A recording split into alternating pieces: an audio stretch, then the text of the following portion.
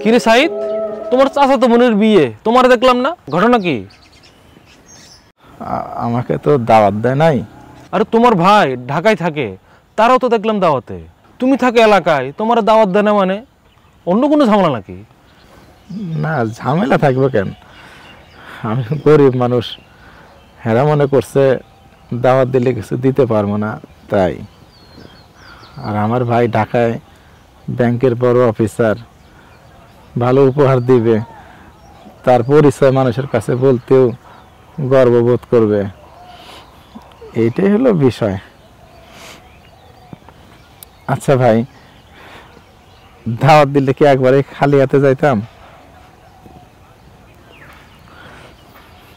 যাক, এইটা নিয়ে কোনো আফসোস নাই, কিন্তু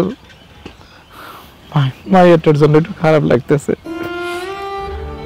বলতেছে যে বাবা, ছোট দাদার বাসায় গোস্ত পোলা রান্না হইতেছে, যাইবা না?